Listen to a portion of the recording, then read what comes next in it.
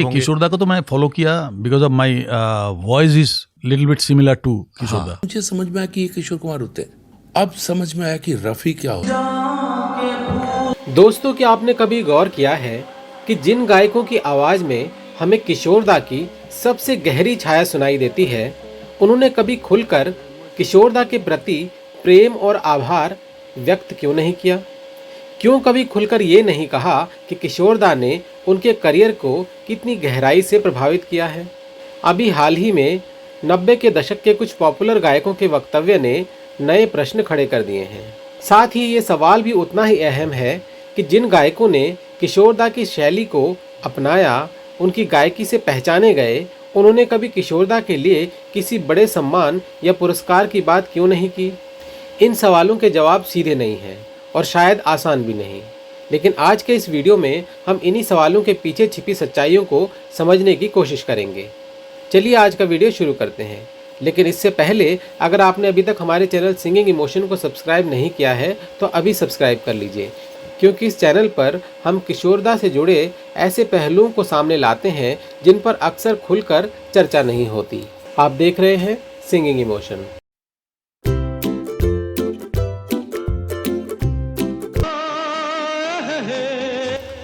दोस्तों, किशोर दा सिर्फ एक सिंगर नहीं थे, वो एक ईरा थे। उनकी आवाज़, उनकी टाइमिंग, उनकी नेचुरल सिंगिंग, आने वाली कई जनरेशन्स ने उसी स्टाइल को फॉलो किया। 90s के दौर में अगर हम देखें तो कुमार सानू, अभिजीत, बाबुल सुप्रियो, शान और केके जैसे बड़े सिंगर्स की गायकी में किशोर दा की छाप साफ दिखाई देती है।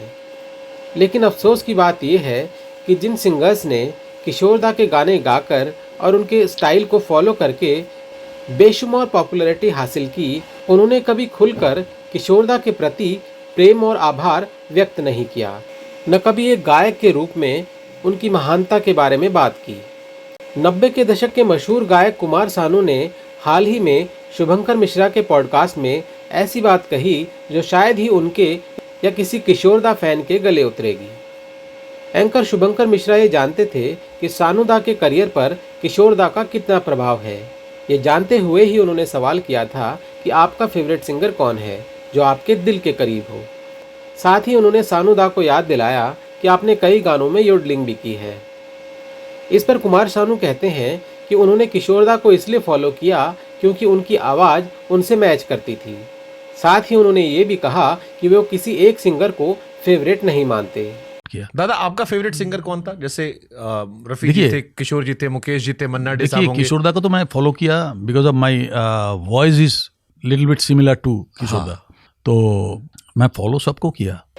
चलिए माना कि एक सिंगर होने के नाते आपने सब गायकों को सुना होगा, एडमायर किया होगा, लेकिन जब आप खुद ये स्वीकार करते हैं कि किशोर दा की आवाज़ को, उनके सिंगिंग स्टाइल को, उनके गीत गाते हुए आपने पिया है, आत्मसात किया है, तो इसका मतलब ये हुआ कि किशोर दा ही आपके आइडल हैं।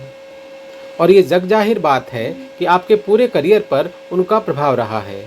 तो फिर उनके प्रति प्रेम और आभार जताने में आखिर क्या दिक्कत हो सकती है? गुलशन कुमार जी के साथ मैंने जब किशोर दा का गाना शुरू किया ना, तो आप उस गाने को सुनना और उसमें देखना कि मैं किस तरह से उस गाने को पी के फिर गाया। इतना बारीकी से मैंने उनको फॉलो किया, छोटे छोटे चीजें जो वो सब चीज के ऊपर मैं वर्कआउट किया। क्या किशोर दा से आपका प्रेम, आपका रिश्ता सिर्फ इतना भर है कि आपकी आवाज़ उनसे मैच करती है? इससे ज़्यादा कुछ भी नहीं, उनकी तारीफ में दो लफ्ज़ भी नहीं।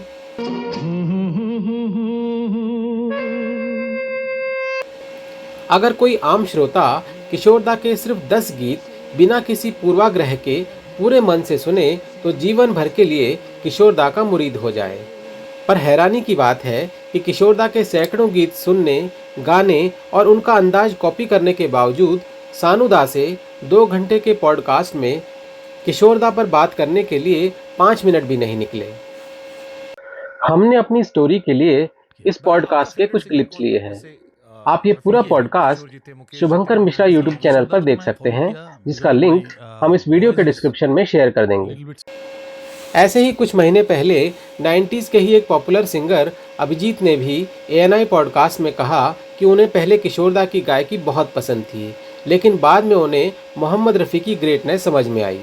ये किशोर कहता, मुझे समझ में आया कि ये किशोर कुमार होते हैं। अब समझ में आया कि रफ़ी क्या होता है। अरे बाप रे बाप। अब किशोर दा ने अगर कहीं से सुन के इंस्पायर हुए होंगे तो that was has to be Rafi साहब। दिलचस्प बात यह है कि उसी समय वो रफ़ी साहब के सॉन्ग्स पर बेस्ड एल्बम भी लॉन्च कर रहे थे। सवाल ये नहीं है कि रफ़ी साहब ग्रेट थे या नहीं, सवाल ये है कि क्या जिन किशोर दा को फॉलो करके उनके गाने गाकर आपने अपना करियर बनाया, उन्हें आपने पूरी ईमानदारी से इसका क्रेडिट दिया कि नहीं। दोस्तों, किशोर दा की आवाज़ और उनका सिंगिंग स्टाइल जिन पॉपुलर और बड़े सिंगर्स के करियर का आधार रहा है, क्या कभी उन्होंने किशोर दा के सिंगिंग या उनकी ग्रेटनेस के बारे में दुनिया को बताने की कोशिश की? कभी उनकी वर्सिटैलिटी, उनके यूनिक और इनोवेटिव सिंगिंग स्टाइल, सिंगिंग में जान डाल देने वाले उनके इमोशंस पर बात की? कभी ये कहा कि किशोर दा उनके गुरु हैं और उनकी अपनी सिंगिंग में ये सब क्वालिटीज़ किशोर दा के गाने गाकर ही आई है? एक और हैरान करने वाली बात यह है कि जिन सिंगर्स ने किशोर दा को कॉपी किया और क्लोजली फॉलो किया, उन्होंने कभी पब्लिकली किशोर दा के लिए भारत रत्न या पद्मश्री जैसे किसी अवार्ड की मांग नहीं की। दोस्तों, खुद किशोर दा ने कभी किसी अवार्ड की डिमांड नहीं की, ना अपने लिए ना अपने नाम पर, और यही उनकी महानता है। पर क्या कभी उनकी गायकी को अपने करियर का आधार बनाने वाले गायकों ने कभी इस बारे में सरकार से सिफारिश की या कभी कोई स्टेटमेंट दिया?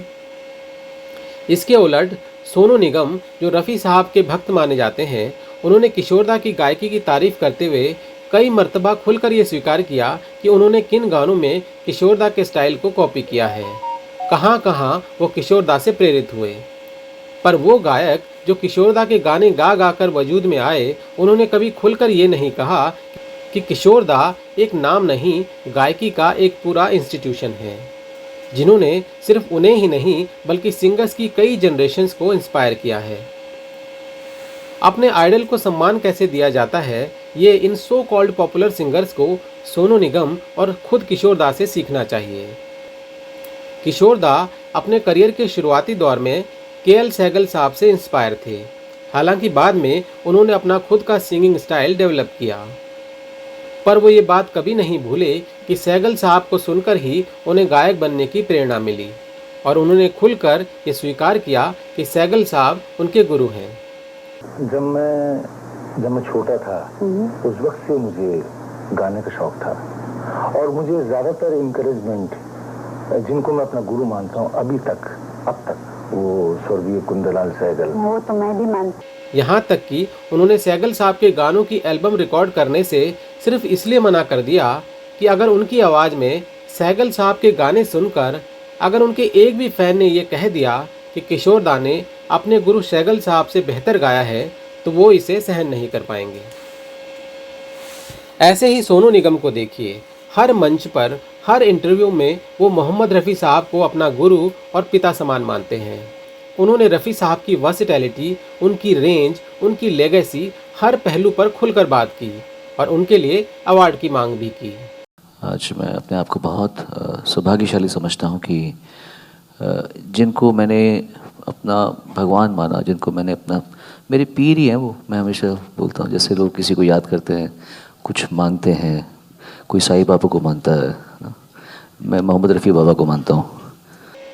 और यही नहीं, कुछ महीने पहले सोनू निगम ने किशोर दा के लिए भी पद्मा अवार्ड की मांग की थी, ये मानते हुए कि रफ़ी साहब और किशोर दा दोनों लेजेंड्स भारतीय संगीत की अमूल्य धरोहर हैं। इसके अलावा भी कई सिंगर्स ऐसे हैं जिन्होंने किशोर दा के प्रति सम्मान और आदर का भाव दिखाया। किशोर दा के कुछ फॉलोअर्स और डाई हार्ड फैन सिंगर्स जैसे शान और विनोद राठौर जैसे सिंगर्स ने अक्सर जब भी मौका मिला खुलकर किशोर दा पर बात की और उनकी महानता से लोगों को अवगत कराया। 3 महीने रूम में लॉक करके इनको सिर्फ किशोर दा के गाने सुना। It's basic aesthetics of singing, it's basic balance of voice, basic how much is enough, expression कितना होना चाहिए, एनर्जी कितनी होनी चाहिए। किशोर दा से बड़ा कोई सिंगर ना पैदा हुआ है ना पैदा होगा। भारत रत्नों का हार भी बना दिया जाए तो भी किशोर दा के लिए कम है। और सबसे खूबसूरत बात यह है कि किशोर दा को ग्लोरीफाई करने वाले सिर्फ वही सिंगर्स नहीं हैं जिनका नाम हर रोज हेडलाइंस में रहता है। उदाहरण के लिए साउथ के सिंगर श्रीनिवास और नए उभरते हुए गायक जैसे विशाल मिश्रा, कई ऐसे गायक हैं जिनके नाम शायद हर किशोर फैन न जानता हो, लेकिन उन्होंने खुलकर किशोरदा को अपना इंस्पिरेशन माना और उनकी गायकी की तारीफ की है, बिना किसी मजबूरी या प्रमोशन के। दोस्तों, शायद किशोरदा की ग्रेटनेस इतनी नेचुरल थी कि वो कभी डिमांड ही नहीं की गई, बस महसूस की गई। लेकिन इस सब के बावजूद सवाल आज भी वही है, क्या हमने अपने सबसे ओरिजिनल, नेचुरल, इनोवेटिव, वर्सेटाइल और मोस्ट फियरलेस सिंगर को उतना क्रेडिट दिया जितना वो डिजर्व करते थे? उम्मीद है ये सब जल्द ही बदलेगा और हम सब मिलकर अपने महान कलाकारों को वो सम्मान दिलाने की दिशा में आगे बढ़ेंगे जिसे वो डिजर्व करते हैं। दोस्तों, अगर आप किशोरदा की ज़िंदगी, उनकी गायकी और उनके इम्पैक्ट को गहराई से समझना चाहते हैं तो चैनल को सब्सक्राइब कर लीजिए, क्योंकि इस चैनल पर हम किशोरदा के बारे में सिर्फ कहानियाँ नहीं, सच और कॉन्टेक्स्ट के साथ बात करते हैं। अगर आपको ये वीडियो पसंद आया हो तो कृपया इसे लाइक कीजिए, हाइप कीजिए और हर उस व्यक्ति के साथ साझा कीजिए जो किशोर कुमार को दिल से मानता है। आज उनसे पहली मुलाकात। कमेंट बॉक्स में ज़रूर लिखिए कि आपके अनुसार क्या किशोरदा को उनके कुछ पॉपुलर फॉलोअर्स से वो सम्मान मिला जिसके वो वास्तव में हकदार थे। हम फिर मिलेंगे एक नए वीडियो के साथ, तब तक अपना बहुत बहुत ख्याल रखिएगा। Thank you for watching.